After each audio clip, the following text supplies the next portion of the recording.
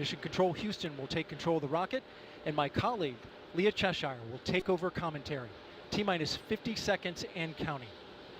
Coming up at T-minus 33 seconds, the GLS will hand off control to the ALS. This is the autonomous launch sequencer. On board the rocket, it will take over command and control of the rocket.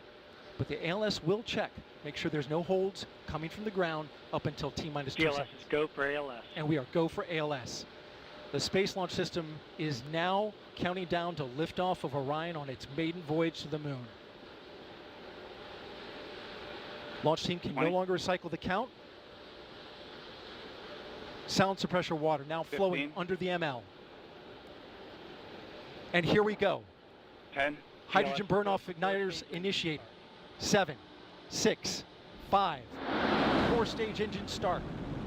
3, 2, 1. Boosters in ignition. And liftoff of Artemis 1. We rise together back to the moon and beyond.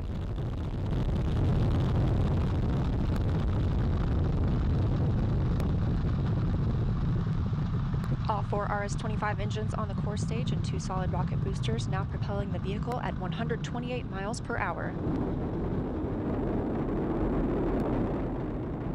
Hearing good control on the roll from teams in Mission Control Houston. All good calls so far. Now 30 seconds into the flight of Artemis 1. First milestone will be for the vehicle to pass through max Q at about 1 minute and 9 seconds into launch. This is the greatest period of atmospheric force on the rocket.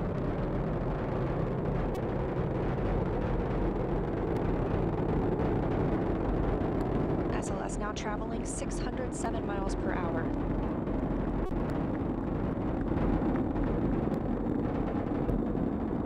You're looking at 8.8 million pounds of maximum thrust. Quiet here in the loops in Mission Control.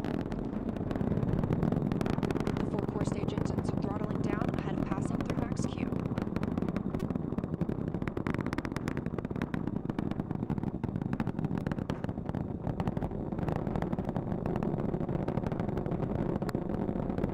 Now 1 minute, 21 seconds into the flight, traveling at 1,420 miles per hour.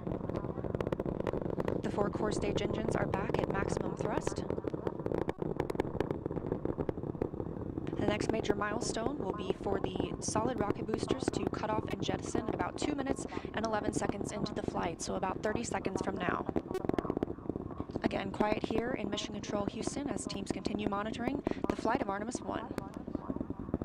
We're now 16 miles downrange from the launch pad at Kennedy Space Center, traveling over 2,800 miles per hour.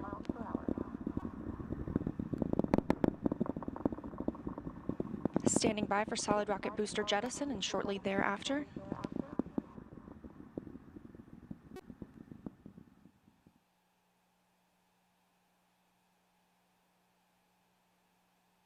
Confirmation that the solid rocket boosters have separated these 177-foot boosters. Now the core stage continues to power the flight of Orion, all 4 RS-25 engines firing, traveling over 3,400 miles per hour, 46 miles downrange. 2 minutes and 36 seconds into the flight. Hearing nominal calls here in Mission Control Houston.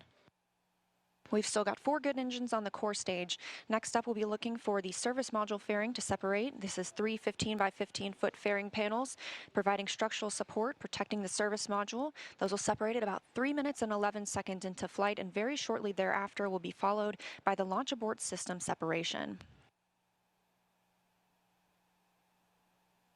Just over 3 minutes into the flight of Artemis 1, now traveling over 4,060 miles per hour, 83 miles downrange. We just had confirmation that the service module fairing has separated.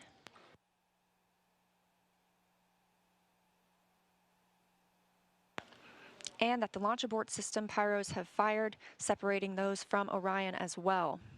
For future crew members,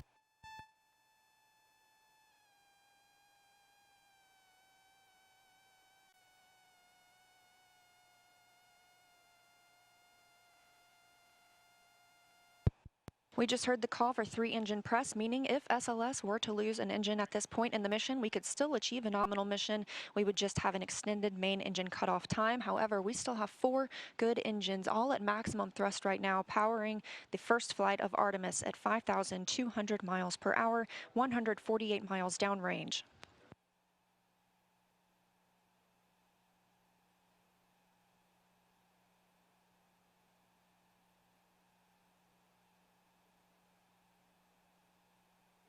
We're 4 minutes and 16 seconds into the flight of Artemis 1. So far, we've had a clean ascent.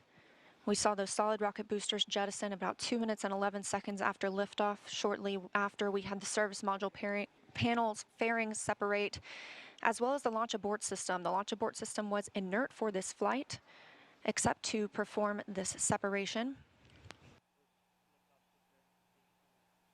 Those 4 core stage engines will continue to fire and power the flight of Artemis 1, now traveling over 6,800 miles per hour, 229 miles downrange. Booster flight controller reports that the engines are looking good.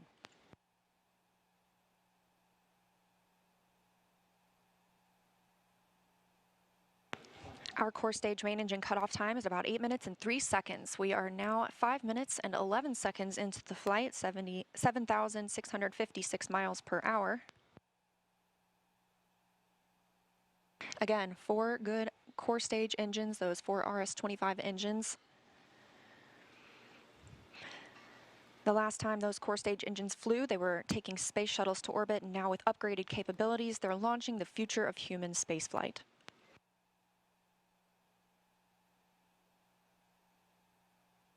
Five minutes and 42 seconds into the mission, we are now traveling 8,800 miles per hour, 345 miles downrange from the launch pad at Kennedy Space Center.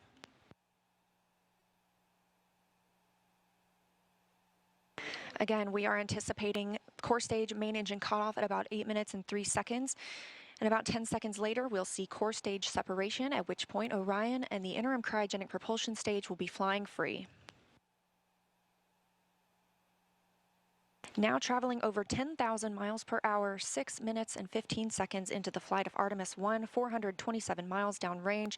Quiet here on the loops in Mission Control Houston. Teams continue to monitor this first flight.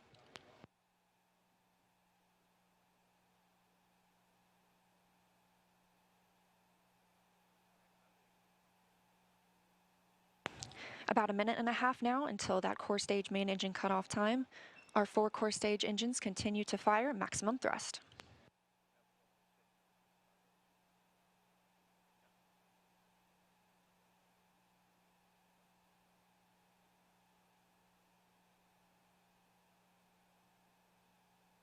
Coming up on 7 minutes since launch today, now traveling over 12,800 miles per hour, 563 miles downrange.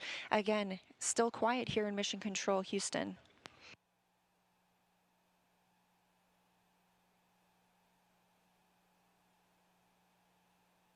As we prepare for main engine cutoff, the 4 RS-25 engines are beginning to throttle down.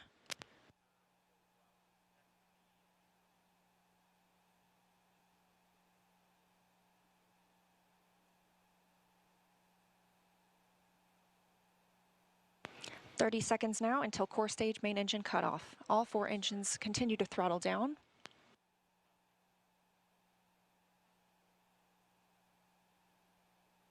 Now 7 minutes 45 seconds into the flight, traveling over 16,000 miles per hour. Continuing to hear good calls here in Mission Control Houston. We're standing by for core stage main engine cutoff.